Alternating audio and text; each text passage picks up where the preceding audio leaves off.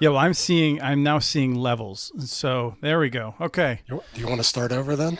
Yeah, Yeah. we're gonna have to. So we'll just Well, Okay. have to recreate that. So now we've lost 6 minutes. Like I literally said, when this all goes south, I'm the one to blame.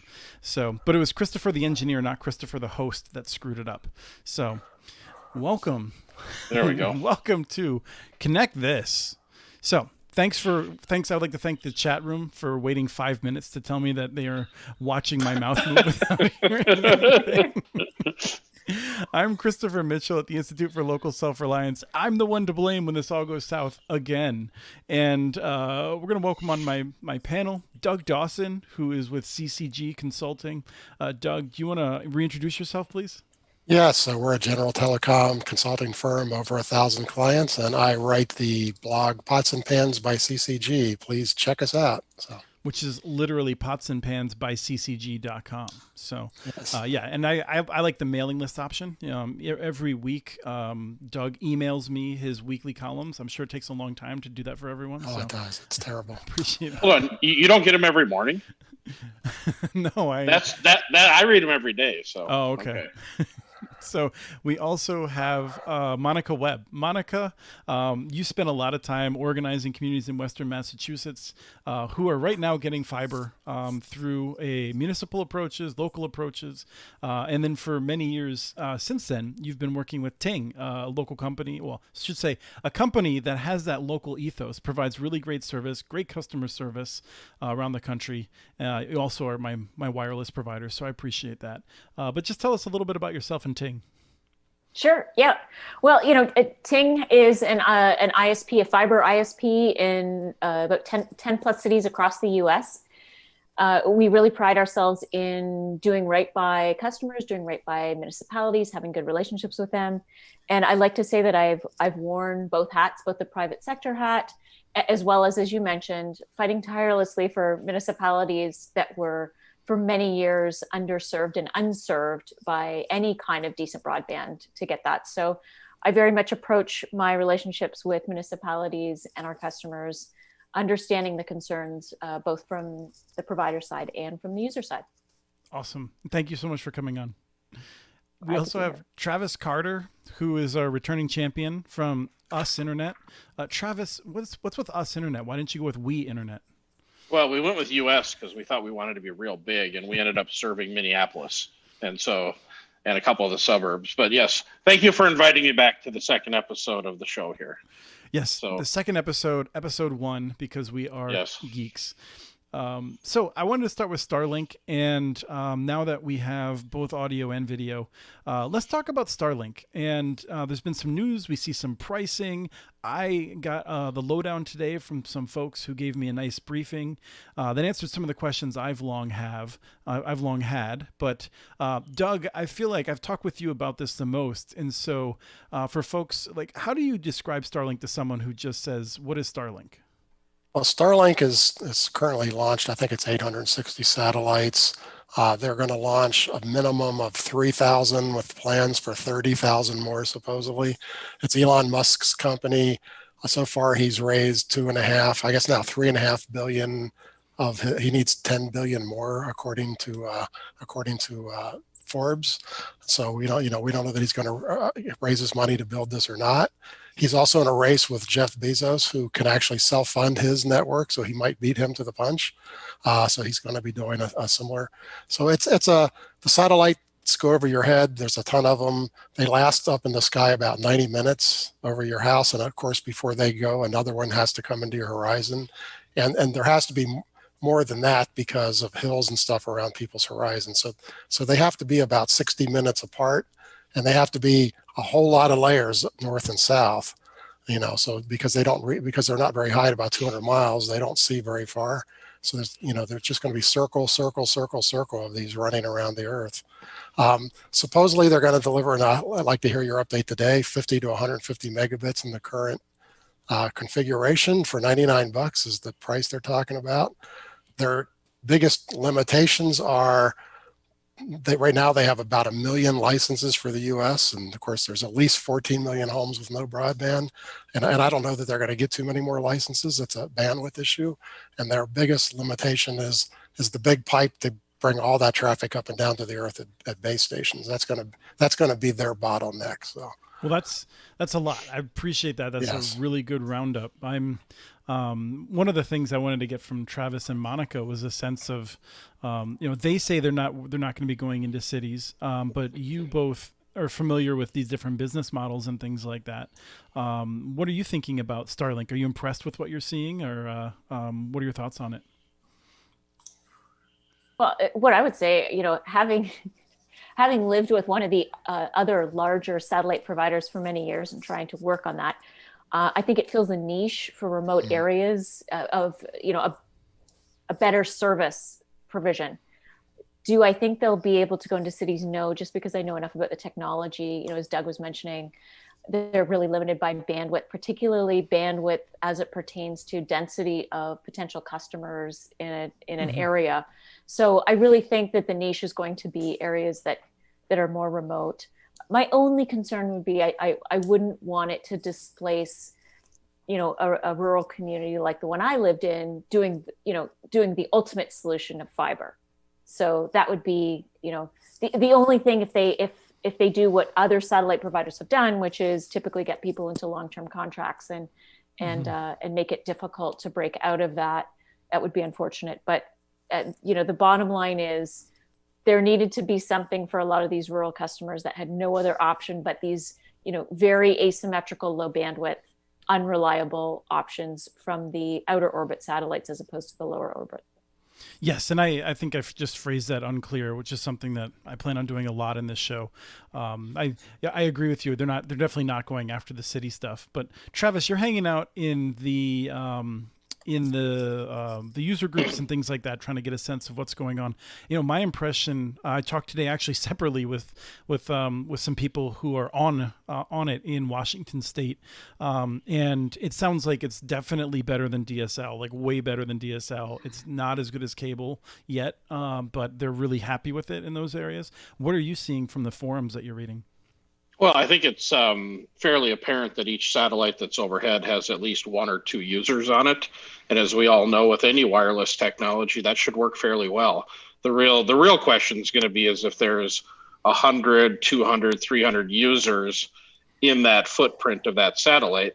Now, somebody who's been traveling around the country with LTE only as an option, I would put this in between, LTE and low-level McDonald's style Wi-Fi being at the bottom, and this Starlink would be a good interim option.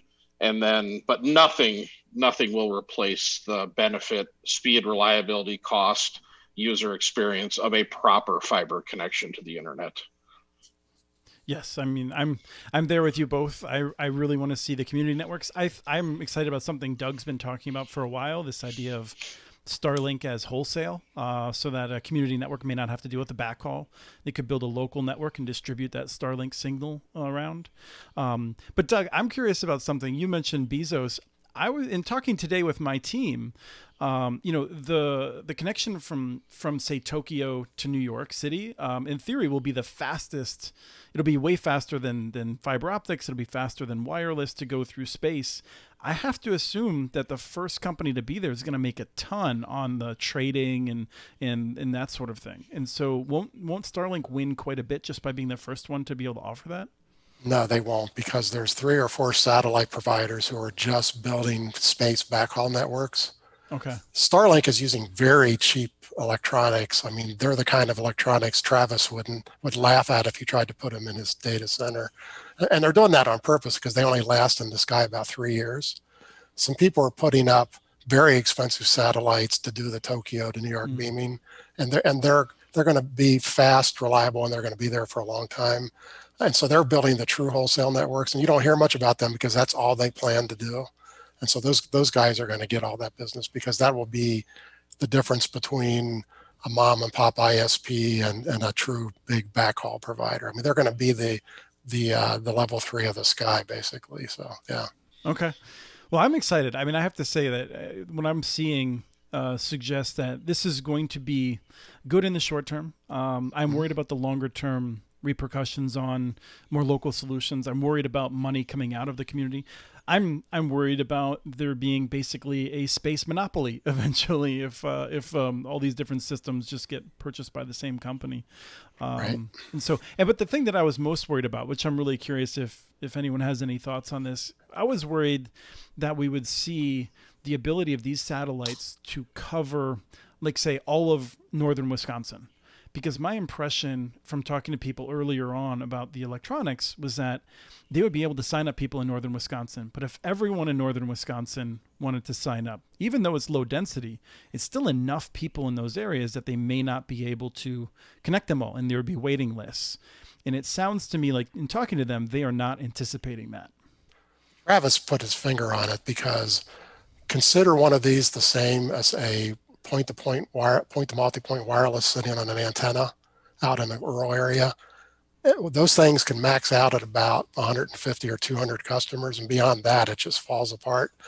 These are probably less customers than that from a given satellite at a given time. And so if they overload them, we're going to be seeing 15 megabit speeds and or crashes and or brownouts.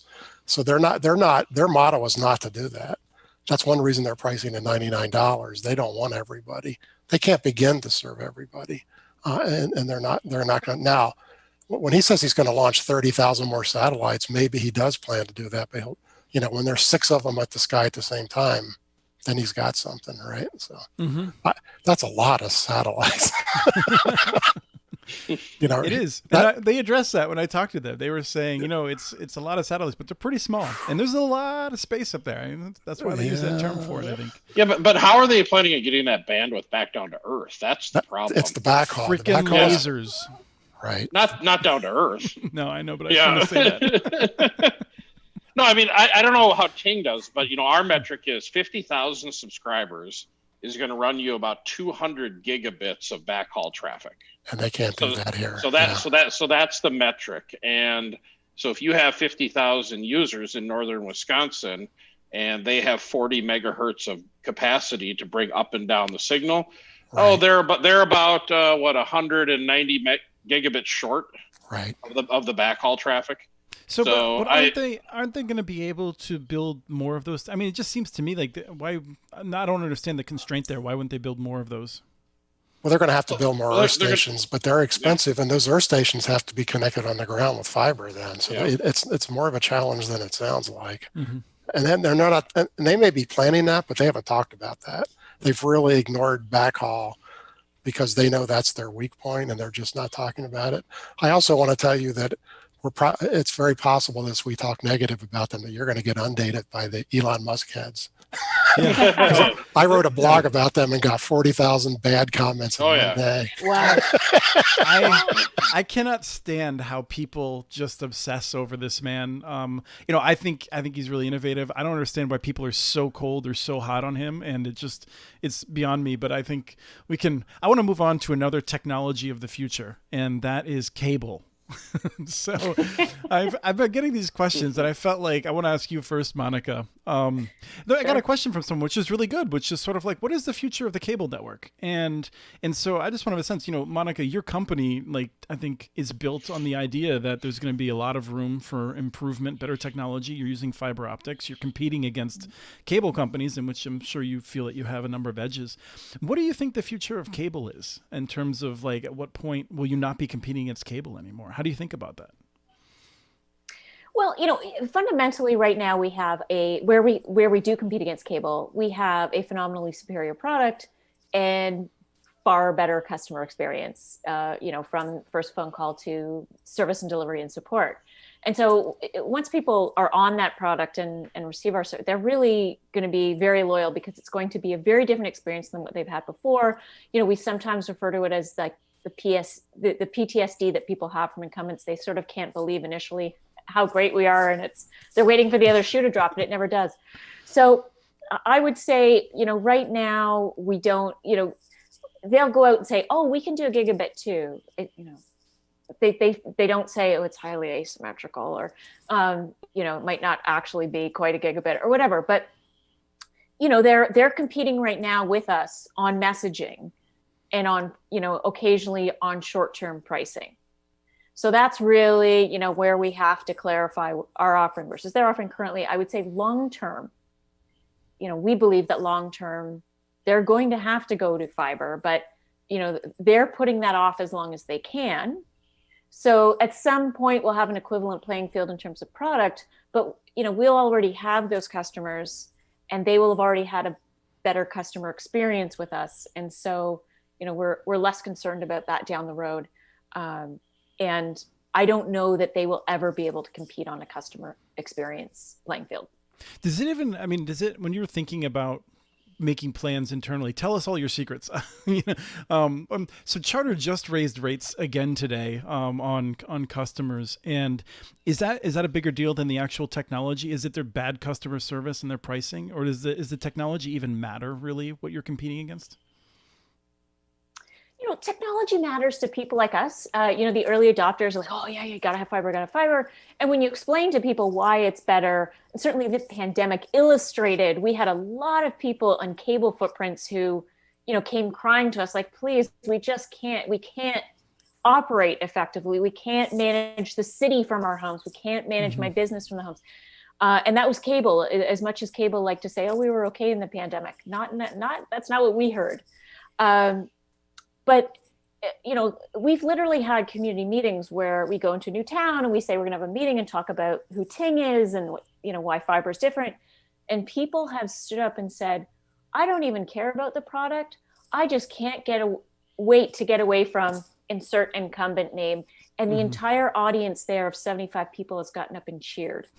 So, the incumbents, it's whether it's, raising rates without, for no justification, and without telling people, whether it's, invisible contract rollovers, whether it's just generally being unhelpful and unsupportive. There are a myriad of reasons of why people don't like the incumbents. And I just, I know they talk about trying to fix those problems. I just don't know if it's in their culture to really permeate through to being a better company that way. Yeah, Travis, I know you love Ethernet more than life itself. So questions about Docsis. I don't want to get you up too upset talking about other technologies. But what are your thoughts in terms of this? You compete against Comcast. Comcast is one of the most aggressive in the cable upgrades. I think the reality that is moving forward is cable will be the dominant technology wherever fiber is not. So if you look at it as across the country, companies like Ting and us and other smaller providers can go in and clean up. But if you take markets where there is no third option, with effectively DSL dead at this point, it's going to be predominantly cable. People will always try to glom on to the new hot buzzword. For a while, we heard about 5G forever. Now we're going to hear about Starlink for the next year. Oh, then 5G is not gone. Don't get your hopes up. Oh, well, then they're going to throw out some 6G. Then we'll make it a 7G, But wherever fiber is, it will, at least in my opinion, especially what people I don't think appreciate at this point is the marrying of fiber with Wi-Fi 6E, which is, 1,000 megahertz channels. With the FCC opened up in the 6 gigahertz band, it's going to this time next year. It's going to revolutionize those gigabit connections. Multi-gig is coming out, 2.5 gig to the home. Wait, so let me just. Anyways, so yeah, go ahead. So DOCSIS 4, DOCSIS symmetrical, DOCSIS full duplex. I think these things are all the same thing. They're going to have those same wireless routers, and they claim they're going to be delivering that same sort of. So you actually. I think you'll have a reliability edge, and I'll come to Doug for more technical discussion in a second on this. But you're going to be competing against someone that can finally offer real uploads now against you in the same wireless technology, I think. Well, I don't know. The reality is the way that I think Monica said it best is it's at the end of the day, if you're not the incumbent CLEC or you're not the incumbent cable company, you get 35% of the market just by knocking on people's doors. People are tired of playing the pricing game and I forget what you call it, the invisible rate increase. That's a fabulous term, and that's literally what it is. So all you have to do is be an alternate fiber or provider, walk down the street, and you can get a third of the market instantly. Well, we're going to be talking about that in a couple minutes because that's sort of that's why we brought this team together to talk about it. So Doug, what are your thoughts on this discussion so far? Well, let's not get too carried away about the cable companies getting better. So DOCSIS 4 was just announced 3 weeks ago. It's probably going to be 2.5 years before we see any of the gear from that. All the CTOs of all the cable companies have been interviewed. They don't see it working into their networks probably for a decade. Really? And so they're not going to be rushing to do the upgrades. And so, because they're expensive, they just finished their upgrade to 3.1. These cable companies of the whole industry are the most bottom line driven, quarterly earnings companies in the industry. And they are simply not going to spend capital until they're starting to lose market share. And Travis already said it, in 90% of the markets, they're going to be the only player. They're going to continue to grow at torrid paces as DSL dies. And so they're simply not all that worried about fiber at this point. So we're not going to see, today the upload speeds are their big downfall. And that's what people hate about this working from home during COVID. Currently most of the cable networks in the country use from 5 to 42 megahertz on the beginning of their spectrum band. That's the crap that used to be channels 2 through 5 in the old days of antennas. And if you remember, if you had channel 3 or 4 on your TV and your mom ran the microwave, you lost the picture. Well, that's exactly what happens with their upload. They've used the worst piece of spectrum in their system to do the upload because no one cared about upload. Well, they can't move it. That's hardwired into DOCSIS 3.0. And so their only choices are, there are 2 higher bands that they could upgrade to. Those are very expensive. When just to upgrade their systems, they have to go out in the field and tear out all the power taps. And a lot of cases, they have to actually replace coax cable. I don't think they're going to make any changes. We do surveys and we do all around and speed tests all around the country. I just finished today looking at a market where there was no cable customer in this particular town, a pretty nice sized town, who had an upload speed over 10 megabits per second. They have simply ignored the upload and they don't have an easy way to fix it. And I think they're just hoping that, honestly, I believe they're hoping that COVID blows over and everybody goes back to the office, and they're going to be very upset when they don't. I just saw a survey the other day that 23 million people are planning to move in the next year. In the US, 56% of them plan to work at home. People are not going back to the office. So they've got a permanent problem. So I think you keep track of these numbers. So tell me if I'm wrong, but I feel like a recent Wall Street analysis that I saw suggested that more than 20% of the U.S., I think, has fiber from one of the big telcos, more or less. In that over the next 10 years, it's expected that could get to 40%. They're not expecting a lot of other investment. So in a lot of places, cable will be the only option. And even in areas in which we're getting that big telco fiber, they're freezing at not freezing, but they're just stalling at a 40% take rate. Well, the Wall Street analysts who hire me don't make those stupid claims. I do work for some. The fact is, Verizon Fios has been around forever. That's the vast majority of those passings. AT&T already built their 12 million passings. CenturyLink is building, 1 or 200,000 a year. How do you get from 20% to 40%? Who's that company who's building that fiber? You're looking at 2 of them on the screen here. Well, they're not building 20% of the market unless Travis makes a whole lot more money than I thought he's making. So I don't know who it is who's going to be doing all that fiber building. They're not out there. I don't know who they think is going to be doing it. It's certainly not AT&T or Verizon. Lease on life. I think that you're going to see some of it. You're going to see, Windstream, I believe, is going to go to some of their towns that are, the county seats. And I think they're going to do some fiber overbuilds. They've just got freshly up. But again, that'll be 0.5% of the market. Mm-hmm. To get to 40%, I wish it was true. But I just don't see it. So more or less what you're all saying is that I feel like we're more or less where we are with cable. You're all expecting that more or less to continue, and you have business plans around that. Yeah, absolutely. And what's the incentive for them to change? Mm-hmm. People complain a little bit, but if it's the only game in town, and, that's what's interesting about Starlink. It's another non-symmetrical technology as well. It's we just keep permeating these, non-symmetrical systems out there. And I don't know if it's not.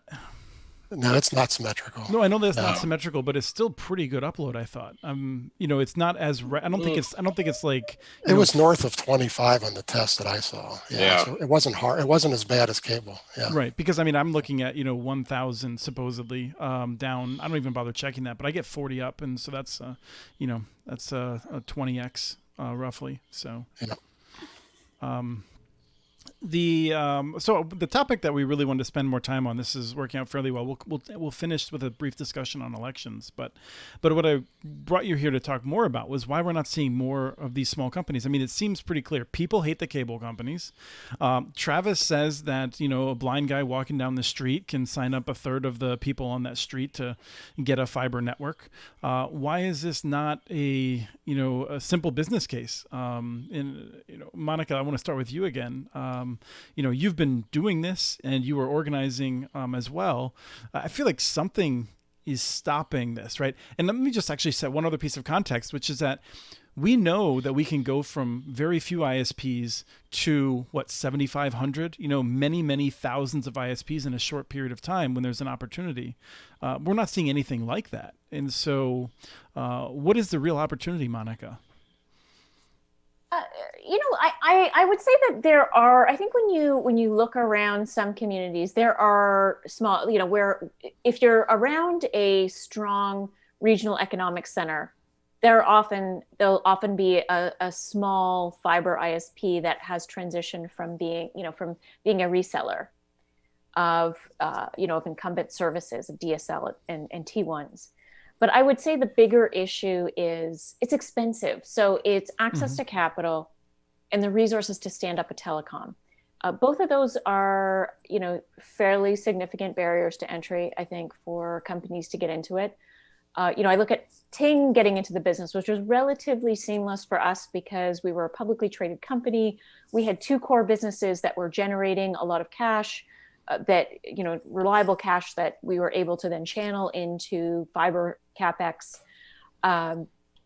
And we also had significant resources within the building, both software development, which helped us with a lot of centralized efficiencies for the business, as well as we had a lot of people with ISP roots and internet roots in the building that we were able to leverage in order to stand up a telecommunications business. So for us, it was a fairly clear path to doing that. I think for, many businesses, unlike other businesses that you could get into without a lot of industry background or where it would be easy to borrow money, it's not as easy to do that in the ISP space. Doug, so you're working with a lot of these companies too. Does that seem like I help small startup ISPs. I've helped hundreds of them, and the answer to your question is money, money, money. A small startup guy, you might, if you have a lot of equity in your house and you've got lots of relatives who actually would lend you money, you might be able to go build a couple $100,000 worth of fiber. Well, that's not very much fiber. So it takes forever to build up your business to the point where the banks trust you to where you get to Travis's size, where every year he knows how much money he can borrow. But to get to that first 5-year hump is incredibly hard. And you have to personally pledge all of your wealth. And many wives will tell you not to do that anymore. And so getting started is almost nearly impossible. Banks do not make those kind of loans. They don't loan to little guys until you show success. Well, you can't show success till they help you get started. It's the whole catch-22. And so there's a million little guys who would love to do it. All the guys who used to be dial-up ISPs, their heart's in the right place. If they could borrow $4 million, we'd have 7,500 of these guys. They can't borrow $4 million. They can borrow $200,000. Is that the market misallocating opportunity though? Do you feel like it would be smart if you had millions of dollars, would you start lending it to these folks? I would not, because 3/4 of them will fail. The fact is, the problem is you have to be good at everything to start one of these businesses. You have to be good at money and banking. You've got to be good at marketing. You have to be good at customer service. You have to be good at the technology and getting things repaired on time. Most of the guys who want to do this are good at one or two of those things. Mm-hmm. They're like really good technicians and they But we know how engineers are. A lot of them, you let your customers talk to them. so the fact is, it's, to be a charismatic sales sort of guy, be technical and be good at customer service, that's a lot to ask for one or two guys in a startup. I mean, it's hard to put that company together. Once you get to a certain size, you can hire all those things, but boy, till you get there, it's hard. So, does that sound right to you, Travis? Well, we're very similar to Monica. We had 2 legacy businesses we'd run since 1995, and we still, if we didn't have the EBITDA for that, I never would have been able to borrow the initial capital. But we also started slow. We started out with a $250,000 build in our first year and hooked up like 100 homes, which is what I encourage a lot of the small guys, that are just starting out. They all want to get to 50,000 subscribers tomorrow or 100,000 subscribers, and I tell them to get to 100. Right. And then once they're at 100, let's work to 200. And once you get to, what I've noticed is when you get to 5,000, now all the government nonsense gets out of your way because people want you. And then you just keep building. But, your average person isn't going to sit there and say, well, I want to spend 15 years until we can get to really, kind of cooking with gas. But it's what it takes. And so what we've been trying to do is we've been looking at a few pilot projects where we find, young, energetic people that have some skills and try to give them some of the seed capital to get their communities started and, get them going, plant the seed and hopefully assist them along where maybe only, half of them fail, but at least we're attempting it. And there is one other issue. If you get to a certain size, you get gobbled up and purchased, and there's nothing wrong with that. We just saw it happen in Detroit, but the guys purchasing you don't have the same image. They don't have the same vision. And so they're no longer planning to build to every residence in Detroit anymore. That vision completely died. They got bought by a company who wants to serve businesses. Was that Rocket Fiber? I don't even know who you're talking about. Yes, Rocket Fiber. They were purchased, and the guys who purchased them are a business ISP. It killed the vision. It's really hard to say no when someone comes and offers you a big check after you've had a company where for the first 4 years you didn't take a paycheck. That's the problem of the starting out with 100 customers. The first 3 years, the guy doesn't take a penny. Most families aren't really appreciative of that. And I always thought WISPs would be the best group to go after if you could capitalize them correctly, because they've got an area, they've got some customers, but they're terrified, most of them, of moving to fiber. And I have yet to figure out why.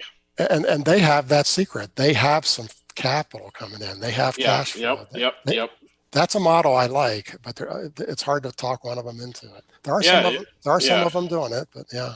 Well, they're just an interesting group because they're more worried about what type of resistor is on the motherboard than they are worried about the capital. Yeah. These guys are crazy. I'm like, why do you care? I had a guy one time who didn't like switches, so he was going to write his own switch. Like, it's already been done, right? Move on, right? Yeah, they just don't get it, right? Right. But one of the things that we haven't talked about, so there's been several limitations that have been brought up, and I feel like none of these things come up when you hear policy people talking about it. I mean, Monica, is that your sense? Because you work in the policy world too. The focus is always on local government restrictions, or I often think that part of the challenge of that success rate maybe is through a lack of enforcement of predatory pricing, because it's so hard to get the customers when you have Comcast or Charter willing to just offer deep discounts. Are those issues the local? I know that you have problems with rights of way, Monica, because you tell me secretly. So couple issues here. But the one thing I want to go back to is what Doug said about, the vision changing when Rocket Fiber sold in Detroit, and suddenly it's back to business ISP. And this is something that, you go back to universal service or cable franchise agreements, as onerous as they are, and I've negotiated a few. Both of those things did an important thing, which is they ensured that everybody within a designated service area got service. Mm-hmm. And what I'm seeing with some of the incumbents who are building fiber is they'll say, okay, we're going to cherry pick only greenfield in this community. Mm-hmm. And then we're going to cherry pick only, those that run along where our backhaul is located, or the affluent neighborhoods, or, you name it. We're going to cherry pick neighborhoods in a community. So let's say we end up serving anywhere between 35 to 55% of the community. Well, suddenly the people that are left behind, it's a very distressed business model for someone else to come in and serve a patchwork of areas that don't have service. And so I think, that's the one area that I think needs to be improved by local governments, is ensuring that when fiber providers come in, that, if an area already, let's just say one neighborhood had service, fine, you don't have to serve that area. But the goal should be to get the first fiber provider that comes in to build a city from a residential standpoint to build to everyone. I know that there are going to be a lot of nuances in the execution of that, but I think that's important. With respect to the right of way. So if I could just, I value that, and I just want to make clear, because it's interesting. Travis also has that vision, but cities don't have any ability to compel that. And so I just want to make sure people have a sense that this is where it gets down to my perspective from the Institute for Local Self-Reliance. We want to have the right entities building these networks, because they are more likely to make that decision in a way that is going to be good for the community than what's going to be best for the bottom line. And we got turned down for a cable TV franchise application by the city of Minneapolis, and we fought hard for it, and we couldn't get one because it was kind of a chicken and egg thing. Is your network built? No. Well, then you can't have it. Well, you have to 100% build your network to get it. It's like, well, okay, that's going to take 10 years. But you let CenturyLink have one. Yeah, but they have the wherewithal to indemnify us in court, and you potentially don't. So therefore, we're going to give CenturyLink a cable franchise agreement, and we're going to not give you one. Well, the dirty little secret is, thank God they didn't, because who the hell wants to do linear television anymore across your network? So even though it's our plan to build out the entire network, some of the areas that are challenging on the ROI, we will have to build them slower. We're going to have to just take a 5-year window and pick off 1/5 every year to build it. Otherwise, I simply can't make the debt work. Right. No, I think those are good points. And we don't qualify for any of the government. What's the technical term? The handouts, the grants, I believe that's handouts is good. Yeah. We don't qualify for the government handouts, so therefore, it's on our own to do it. I would like to see you carry a check from the federal government into the bank that you use, Travis, and try to deposit a $5 billion check. I'd like to see the forms. I admire Monica for navigating through all the quagmire of that kind of stuff. The 7,000 form document you have to fill out to get your first dollar. No thanks. But Monica, I think you were going to come back to other challenges, and I wanted to run down that quick because I think people have a lot of questions about some of these with where the law is. So anyway. Yeah, and that's an area that, I think it needs some work. It needs a lot of work. And as I said, it's nuanced, because if we come into a community and AT&T's already built out a neighborhood with fiber, it's going to be difficult for us to justify building that neighborhood. But AT&T should have just built the whole community, or not at all. Said, and I see these incumbents going into communities and taking a footprint, 25 to 50%, and then moving on to the next community and doing this regularly with fiber. Mm-hmm. So the other thing is right-of-way access. And I think what I would say here is a lot of the local ordinances and regulations were written at a time when there wasn't a lot in the right-of-way, be it the aerial right-of-way, the underground right-of-way.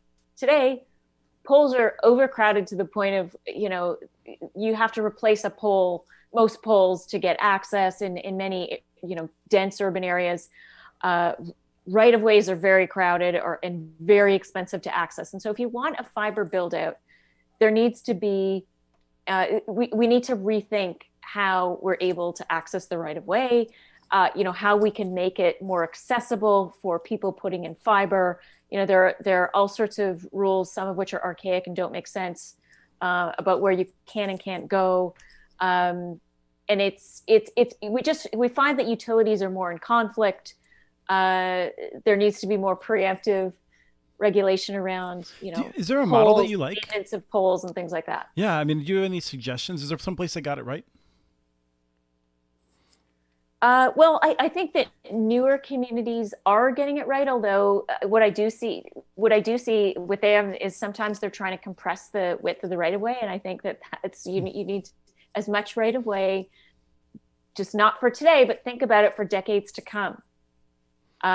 So we see it's an easier thing for us to do in newer communities, but that's partly because everything's new and things have been done efficiently. Mm-hmm. AT&T hasn't taken up 4 different spots in the right of way. Yeah. I don't know if that really happens. I'm just guessing. It's polls where the incumbents have just loaded on and loaded on and loaded on and loaded on as we need more cable for more bandwidth from both the telecom and the cable incumbent, and there's been no requirement to put up a more robust pole, and so suddenly the last the fiber disruptor is expected to pay for an entirely new pole and for everyone to move their attachments. That's not really feasible. Doug, I've looked at communities where the make ready is half the cost of the aerial build. I mean, some cities, the poles are so miserable that stops you. It's at that point, it's usually cheaper to bury. So. Okay, so it seems to me I've very slyly, this is just masterful on my part, I've navigated us to the point where the obvious solution would be a common fiber fabric touching everyone that is open to multiple competitors, or a conduit approach like West Des Moines is using. What are the gotchas here, aside from let's just pretend that local leaders want to actually put in the money to do it? So I thought you'd be the first to make an argument based on physical stuff, Travis. No, I want to ask Monica. Take West Des Moines. So it's this fancy open conduit system that we can all use, but Google's the first one to come in there. I love this. Are you guys going to go in there? I'm not. Hell no. Not in 1,000 years. So really, it's a shared conduit system with one provider, at least. Okay, so I was curious what Monica's perception was of that. No, but let me ask you this. I mean, let's just say, let's say that in 10 years, Google is miserable and people hate it as much as they hate Charter Spectrum or AT&T today. Would you go in then? Yeah, I think you would. Let's give them some time. I don't know, but I mean, 10. but who's going to build their business on maybe in 10 years something's going to happen? I'm just saying, I don't think it is as much a shared network as maybe you do. Because when you put a big, what do they call 10,000-pound gorilla in there to begin with, none of us little guys are going to roll in after it. No, I'll take that point. I think that's a good point. Yeah. Yeah, that was my observation of too. I don't see that business plan working. I'll be pleasantly surprised if it does. Well, in the meantime, let's be clear. What it will do, and tell me if I'm wrong on this. What it will do is it will bring in one new provider named Google to compete everywhere. It will leverage. It'll basically get rid of a bunch of headaches in rights of way in other places where, whether it's Verizon or T-Mobile or whoever building small cells will be able to use that conduit and probably will and save money. One of the things I'd be excited about would be that now that you have the conduit there, you have a health provider that wants to start doing some interesting pilot projects. It's suddenly affordable. I think the city wants to do a lifeline type approach. Now they have an option for doing that at a fairly low cost. Am I just way too my imaginary land?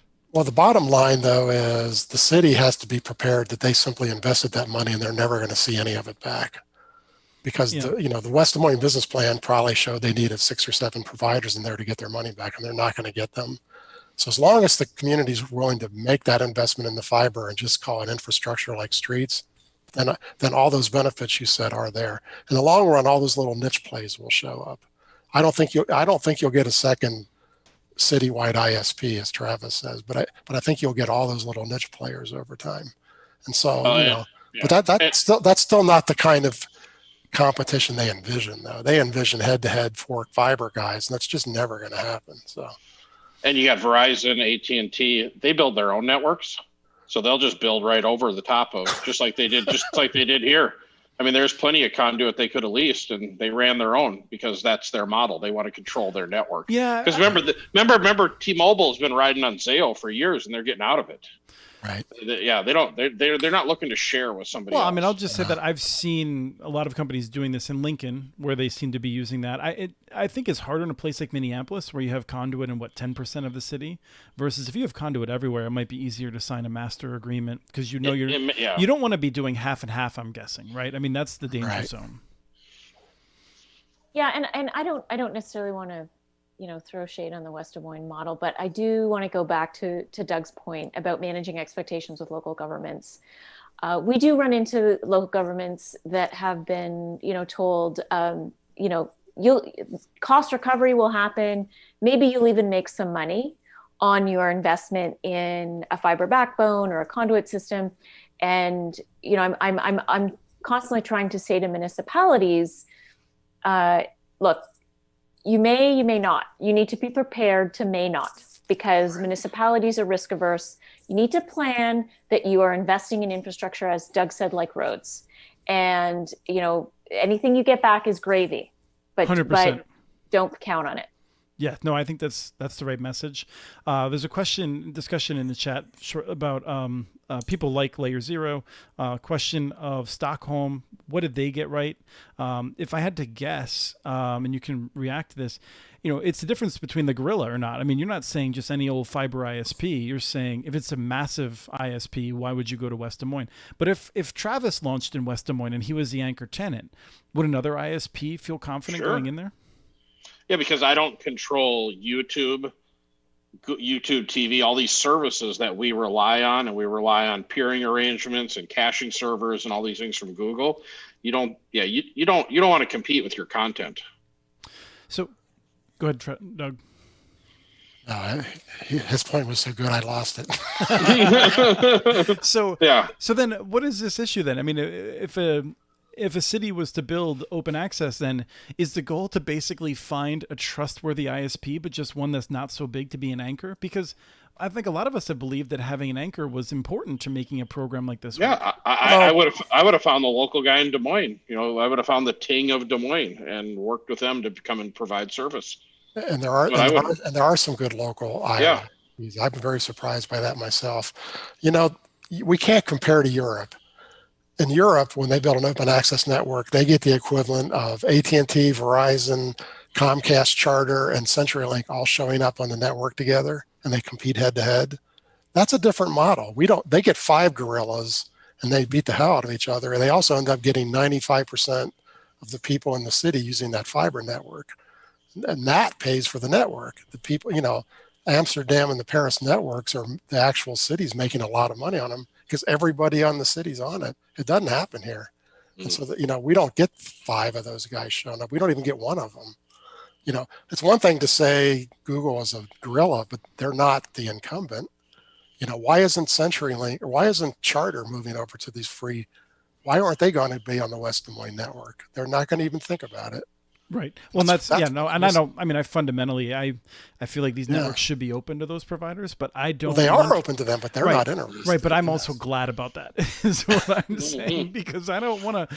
I actually think it's irrelevant in the sense that if we get to a situation in which there's a lot of competition, Charter and Comcast will crumble because they will not succeed in a very competitive environment. Their business model is based on being a monopoly and treating people like dirt and them not being able to go away. So I want to see smaller ISPs like these ones and even smaller ones to be the ones getting up and thriving. I love this panel because I don't have to say all the bad things about the cable company. Didn't Des Moines need Google though to fund it? Doesn't it come full circle back? Well, no. What happened is, I feel like my understanding of it is more that Des Moines was moving forward with this, and Google said, "Do it fast, and we'll pay you." So that's the way I would translate it. And Des Moines said, "Yeah, that makes sense." And in part, Des Moines had something that I would like to see in more communities, which is that, I feel like, Monica, you go into a community, you've had these conversations. I feel like we need local leaders who are more willing to say, damn it, I want you to serve everyone. Because what I get the sense is that you go into communities, and I'm not going to say they roll over for you because you have to have hard conversations all the time, I'm sure. But they're not holding your feet to the fire to demand, or at least not your rivals, that they build out further. And in West Des Moines, they were saying, we want to connect everyone. We want to touch everyone. And so it's just, they got that part right, I think. I want to reserve a couple of minutes to just move on. But is there any last comments before we do? So anyone excited about the elections tomorrow? I don't want to talk about the presidency or the U.S. Senate, but, Chicago's voting on whether or not the city should make an active effort to deal with the digital divide. Denver, several other cities are voting on municipal broadband. Kaysville, Utah, voting on building one of these open systems that won't have a 900-pound gorilla in it. It's going to be some interesting stuff going on tomorrow. And I'm just curious if y'all are following anything or if there's implications for broadband that you want to share. Well, the biggest implications, there's two big implications for broadband. If the country turns blue, we get a new FCC, and that's always a drastic change. This current FCC has been about as pro large company as possible. They've given everything away to the large ISPs, and if that reverses, there's a dozen changes that come flying out of that. But it's not easy to do that. This current ISP really poisoned the water on net neutrality, right, to the point where it might take 4 years to reverse what they did. And so nothing's going to happen really fast. My biggest fear, you're going to laugh at this one, my biggest fear is that they're going to do an infrastructure project and go, here's $200 billion for rural fiber, build it next year. There's no shovel-ready projects ready anywhere, and there's no ISPs ready to do that. You go to places like West Virginia where there literally is no ISPs ready to do that. And I hope that they take some common sense time if they're going to really throw money at fiber to do it right. If they do it poorly, it's going to be an absolute disaster. So, and I think that there's a real chance that in their wanting to do great things that they're just going to go, let's just solve this problem, boom, and it will not solve the problem. Well, the danger may even just be, let's make it look like we've solved this problem. Right. Right. That's my fear. So, yep. Monica, any thoughts on the election tomorrow? Sure. As a resident Canadian, yes. yeah, no, I think I would echo Doug's thoughts, and that's what we saw with the CARES Act funding, right? Which is great intentions, but broadband projects customers had to be lit by the end of this year, which is, for a governmental entity to turn around funding and a project that quickly is very, very difficult. So I agree. I hope that if there is funding, if you do end up with a Democratic administration and there is funding put towards it, that happens. I am hopeful regardless, though, of the You're the one. Of the result. I know, just because the pandemic forced visibility into I think the criticality of the digital divide in the U.S. For the last 2 decades, all of the regulation has really been done under the thumb of the incumbents. And I think now their feet are being held to the fire a little bit because their constituents have been so disadvantaged by the lack of connectivity during the pandemic. So I think that this problem is going to be somewhat better regardless of who wins the presidential race. But I think, certainly if it's a Democratic administration, yes, we get a change in the FCC, and probability says it would be more pro-consumer.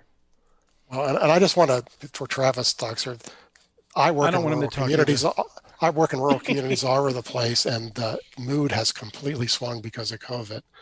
People were really wanting broadband last year. Now it's a demand.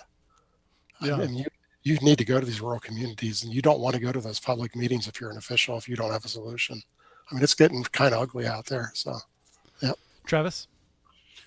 I would just hope that one of these administrations will open up the government funding and programs to include major metropolitan markets. I'm so glad you said that, because So this is my dream, right? Would be to say, the RDOF is just completed. We're going to pause on rural funding briefly. Well, we're going to get the really good maps, and we're going to come back to figure out how to really address that. In the meantime, we're going to go after urban areas in which we know there's very low take up. We're going to build we're going to significantly do a heavy match to local money to build open access fiber or conduit projects, but those sorts of things to lower the barriers for ISPs to get into them. That's my dream. I agree. I was hoping for a program similar to like the opportunity zones, where there was these demographic areas where people could deploy capital and had incentives. And I'd like to see the same thing, because there's a lot of good we could do here in the city, specifically Minneapolis and St. Paul, but there's only so much I can do on my own, because I've got to maintain financial viability. And, I think having that ability either from a state or a federal level would really, and not just from the internet connectivity standpoint, because as we alluded to in the last conversation, just getting technology into people's hands, it doesn't do them any good if you have connectivity. We got to give them a computer or something to work with. Well, and there is the big scary statistic. 750,000 kids in New York City didn't have home broadband during the COVID. Yeah. The numbers are so mind-bogglingly large. That's more kids than are in 4 or 5 states' total population. So we can't just throw the money at the rural areas. We have to solve this.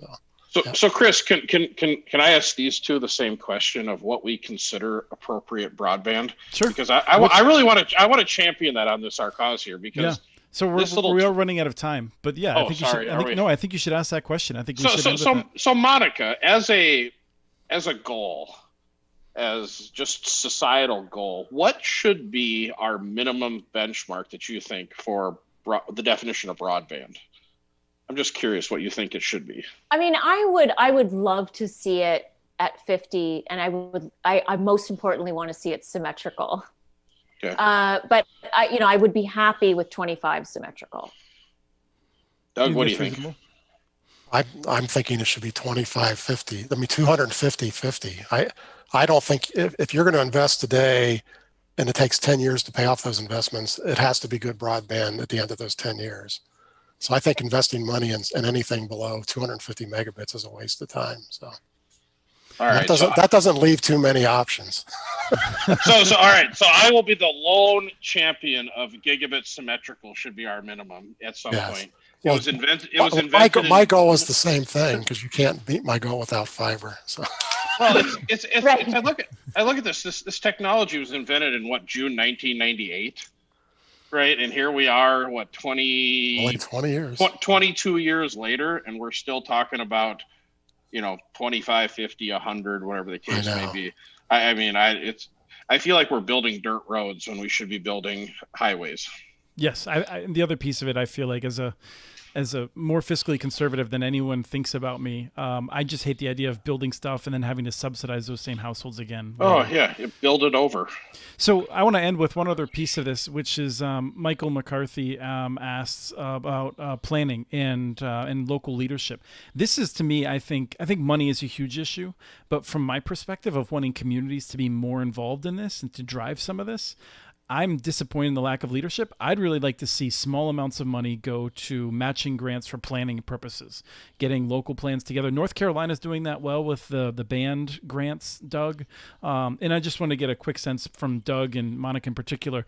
Is there an important role for state or federal money to just force local planning on this?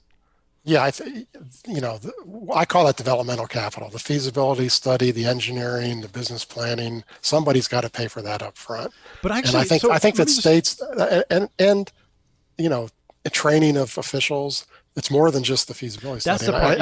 I think states need to fill that role, because you can't get it with private money. Nobody fills that role on the private side. So it has to be either a nonprofit, like Blandon's doing in Minnesota, or it's got to be the government. There's really only 2 places to get it. So, Monica?